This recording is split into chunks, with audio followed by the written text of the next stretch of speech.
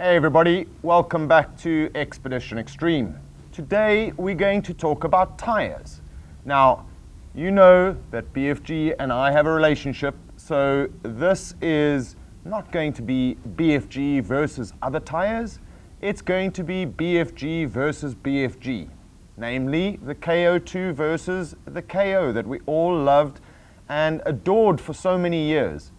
Now, exactly a year ago today, I changed my tires from the good old faithfuls BFG all-terrain known as the KO to the KO2. BFG, the local team over here, were kind enough to give me a set of KO2s to test, run through the long-term test and give them a review in a year and see how it went. Now, for the past 20 years on every single 4x4 that I've owned, I've been running all-terrain BFGs.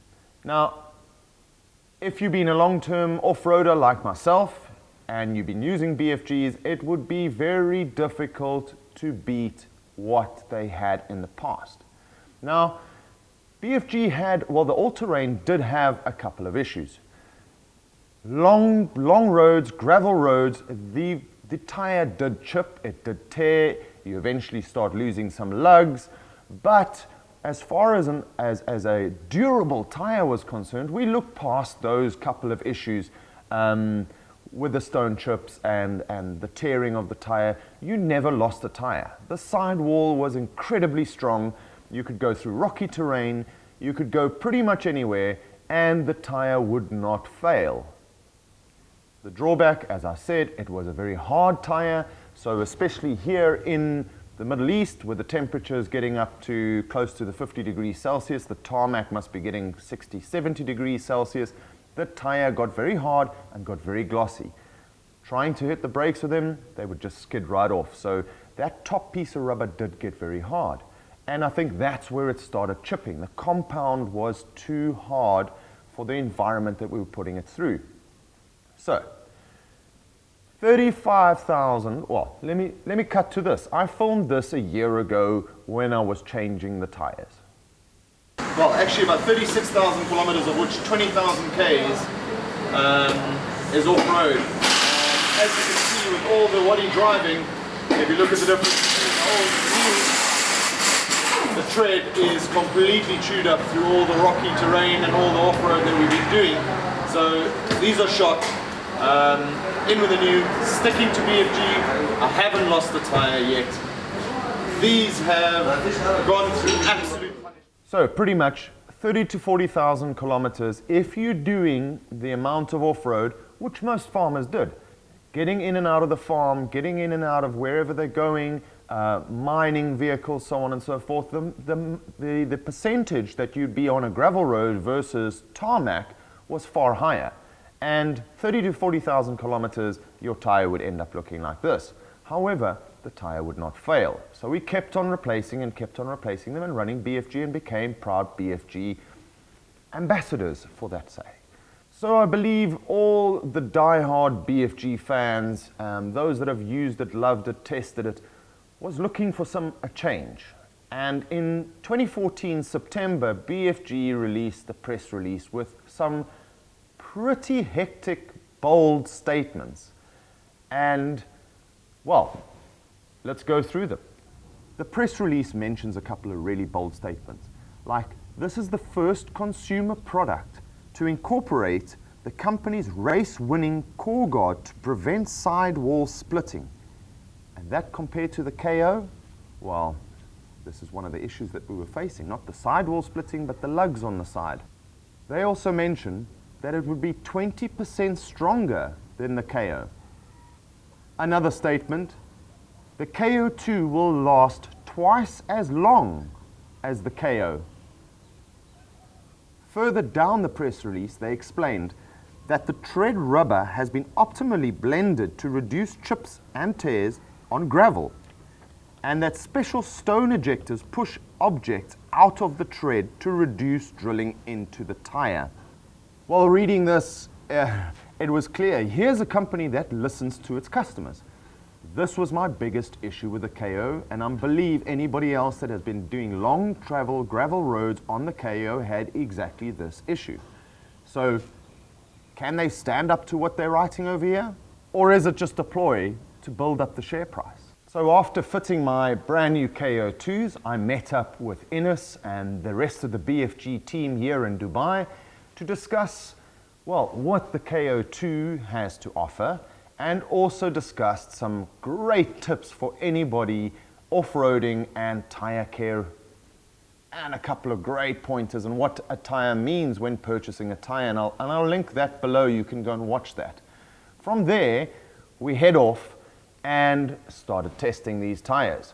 In 1 year, we have covered 35,000 kilometers. About 18,000 kilometers of that 35,000 has been off-road. We filmed 52 films in this time, and we've really covered all terrains. Here's a quick snippet of what we've covered in the past year using these tires.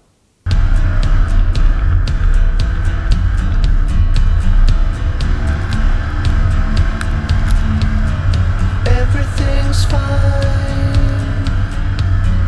Wouldn't expect any more from this. The situation's in line with every story that I heard of the burning bliss, and I wait, trying to appreciate, and I wait, trying to evaluate.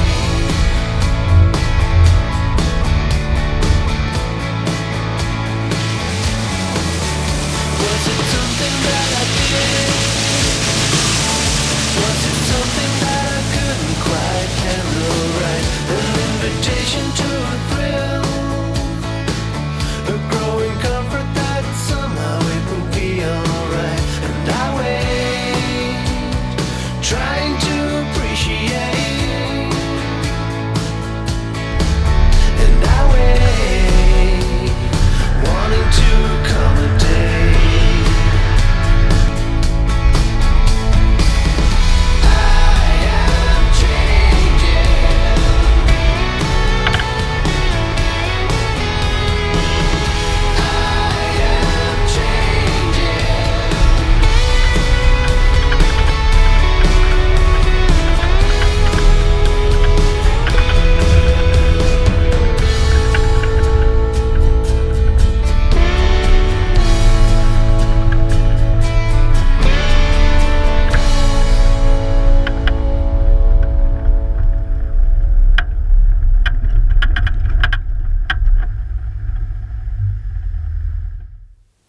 In the past 35,000 kilometers, as you can see, we've covered some really and found some phenomenal spots. And you know what? BFG says take control. Well, I tell you what, take control, and they took us to the destination, and we found some really spectacular spots without losing a tire once again.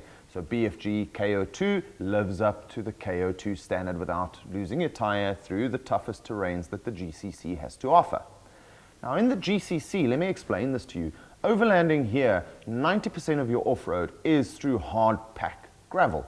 Now, lots of stones, lots of shale, the corrugation is insane, the dry riverbeds, the waddies, the rocks, it's sharp, and it does take a toll on your tire. So it would be interesting to see if this part of it, so the one part where they're saying that it's 20% stronger, double the life on gravel, well, the proof would be in the pudding if it really did. So let's have a look. But first, let's remind you of what the KOs looked like after 36,000 kilometers, 20,000 kilometers off-road. As you can see, the KOs had nasty chips, tears, and some of the lugs had even gone missing. So let's go outside and let's go and have a look what the KO2s look like today. BFG, you made some bold statements, and rightly so. If you look at this tire, I tell you what, you cannot compare the two. There are virtually no chips, no cracks on this tire whatsoever. It has maintained its soft, rubbery feel. It hasn't got that hard, glossy feel to it. The chips and the cracks are what you would expect, pretty much, from a tire that has done 18,000 kilometers on gravel tracks and rocky roads, and not so much mud because we don't have too much mud here, but muddy terrain as well. you just can't compare the two. The ride of the tire is still fine. There is no, when you start doing as much off-road as we do, you start losing the wheel balancing on the wheel, and you can balance them as much as you want. It's just got a shudder. It's as if the corrugation takes off one part of the tire. It's like hitting the brakes, locking them up, and you always got that shudder. Now, in these tires, not the case. Similarly, the road noise. Now, I can't remember what the new ones sounded like when I put them on. I remember they were a lot quieter than the KOs. Now, I expected road noise to have gone up somewhat, but it's not noticeable with me driving around with it right now. Obviously, as the tire wears and it does pick up a couple of these little chips and cracks and so on, it then just changes the profile of the tire somewhat and would make more of a noise. But it does not make a noise like, I'm not going to compare other tires because it's unfair of me to do so. BFG gives me these tires, so I can't compare it against other tires. Let's compare the tire against the tire. It is a lot quieter than the past KO. As far as all-terrains are concerned, these are exceptionally quiet. So I know some of the skeptics out there are saying immediately, yes, this is the front tire. Now let me explain something to you.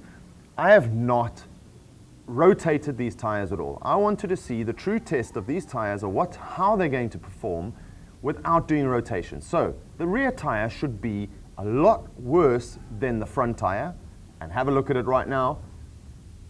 As you can see, the rear tire has not taken much more abuse than the front tire. Now obviously with the rear tire being in two-wheel drive, it would take most of the traction. Once you go to four-wheel drive, all four tires are doing about the same, but then again you're turning on the front, so that is also taking more punishment. The rear tires have got more wear than the front, which is completely natural, but the amount of cracks, the amount of stone chips are not noticeably significantly more at all. And once again, for the skeptics, let me take you around to the left-hand side. These are not just two spare tires that I went and stuck on. My spare tires are still brand new on the back of the vehicle, haven't used them. Don't know why I carry two spare tires. Yeah, it's pointless, but safe than sorry. That day might come where I hit something nasty in the road, piece of metal that's there, and I lose two tires. So keeping two spares is just for my own peace of mind. Never had to use them, but there's two brand new spares on the back. I think it's fair to say that BFG has really outdone themselves with the KO2.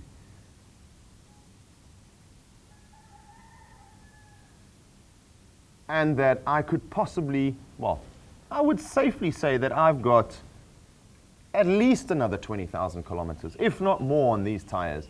I tell you what, that's close as damn it to double the tire life. And especially the abuse that we put them through on our show, they shouldn't last double the lifespan. They probably will. So if you have any more questions on this, I hope I've covered pretty much everything. It's cut and dry. Proof is in the pudding. The pictures tell a large story of how BFG have improved the quality of their product. The next review is probably going to be on the mud terrain tires. We did a trip last year, in the beginning of last year, about 7,000 kilometers through Africa, in and around the southern parts of Africa with the KM2s. So as soon as the KM3s arrive here in the GCC, we'll probably try and get a set from BFG and then run a test on those and give you the comparison between the KM2 versus the KM3, and then do an unprecedented test where we would test it up against the KO2. So an all-terrain versus a mud-terrain, yes, you would probably want to know what the differences are and what tire you should purchase, an all-terrain or a mud-terrain, and that will give us the long-term test and give you the best advice that we possibly can for the conditions that we're in. So keep on watching this channel. If you liked what you see and you haven't subscribed yet, subscribe now. If you're not supporting us on Patreon, click on the Patreon logo about here and support us over there. But most importantly, remember, if it's dusty, drive it.